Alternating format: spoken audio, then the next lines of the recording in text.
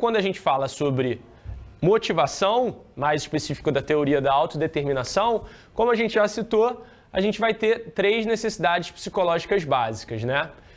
Primeiro, ela fala de questões de motivação intrínseca e motivação extrínseca.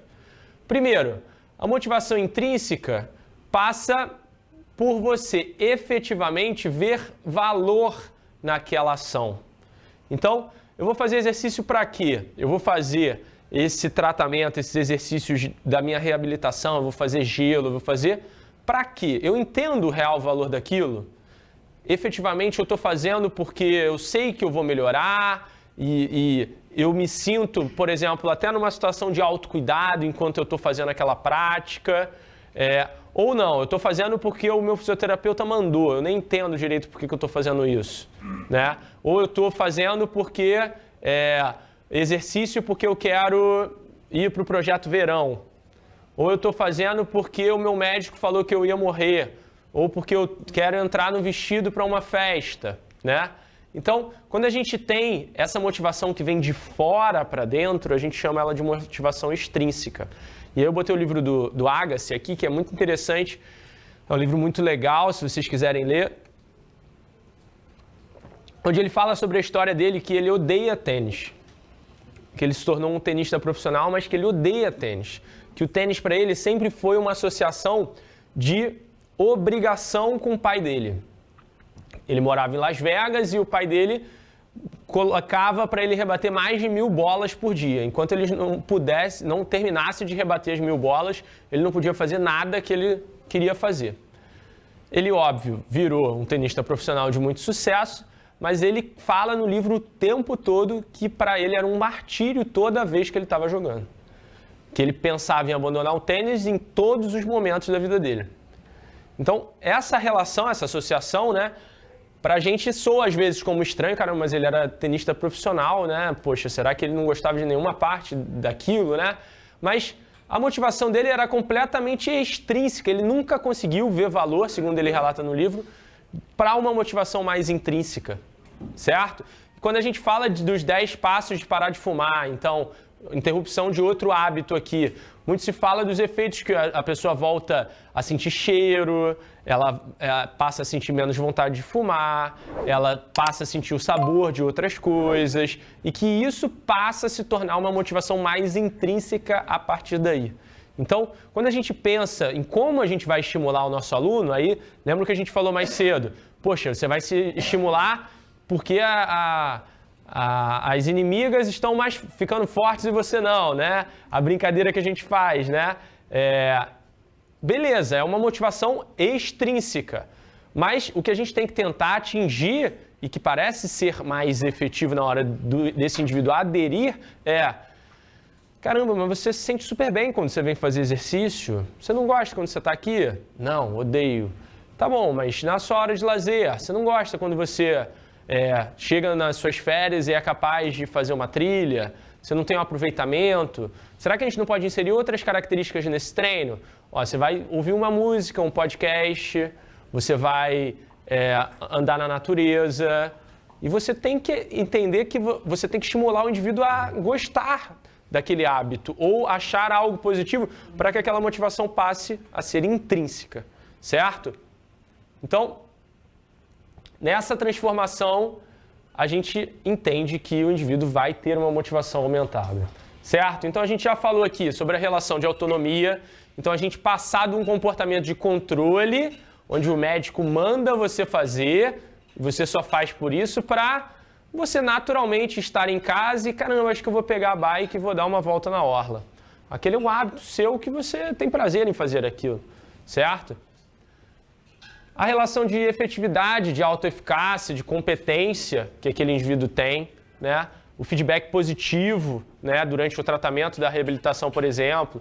Olha como você conseguiu fazer e você está se sentindo melhor. Né? Um dos principais efeitos do exercício físico associados à melhora dos sintomas de depressão é por conta do efeito mastery, que a gente fala, que é um efeito que o indivíduo identifica que ele está melhorando porque ele mudou o hábito e não o fármaco que fez ele melhorar. Né? porque se ele para de tomar o fármaco, provavelmente vai voltar a depressão. Mas não, o exercício ele consegue mimetizar muitos dos efeitos dos fármacos e consegue fazer com que o indivíduo ainda tenha uma sensação de autoeficácia positiva nessa situação, certo? E a última eu botei aí o box de CrossFit do pertencimento, que para mim é um dos bons exemplos, mas o pertencimento ele pode estar associado ao ambiente, ao personal, ao fisioterapeuta, né? Ao pertencimento, às vezes, no objetivo do treino, certo? Então, são várias frentes que a gente pode atacar na hora que a gente está pensando no aumento da motivação do indivíduo para qualquer hábito. Pode ser do tratamento de reabilitação, pode ser da melhora de exercício, pode ser no hábito alimentar, certo? Então, qual é o objetivo? É uma motivação extrínseca? É uma motivação intrínseca? Beleza, nesse momento é uma motivação extrínseca, mas será que a gente consegue tornar essa motivação mais intrínseca, pensando... E aí está diretamente associado aos valores que a pessoa tem, né? Valores morais mesmo, né? Como que ela vai ver valor ali na prática que você está aplicando? Beleza? Então, nesse artigo, ele faz uma investigação dos fatores psicológicos associados ao retorno ao esporte imediatamente após lesão, certo? Ele tentou identificar fatores psicológicos associados ao retorno ao esporte usando a estrutura da autodeterminação. Então, o que ele viu, né? Primeiro, a relação ali toda da teoria da autodeterminação nas três divisões básicas que ele fala, né? De controle sobre decisões de comportamento, sentimento de eficácia e conexão social e apoio de colegas com treinadores e família. Depois, enfim, a metodologia, ele revisou 11 artigos com um total de 983 atletas.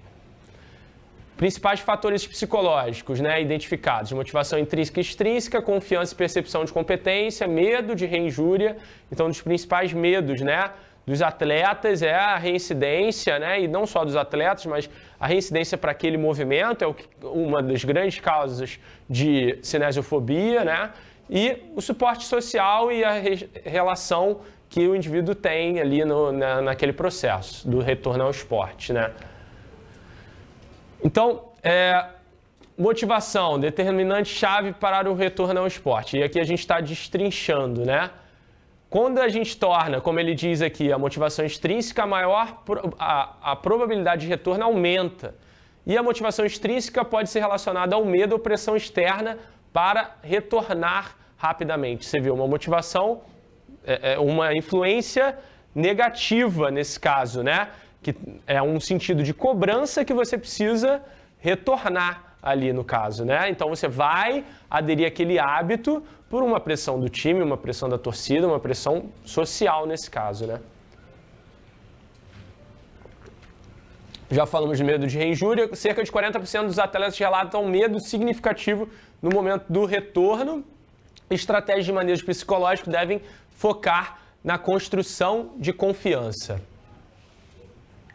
Relacionamento social com treinadores oferece suporte e reduz a percepção de pressão externa quanto ao retorno precoce. Facilita o processo de adaptação e readaptação ao esporte.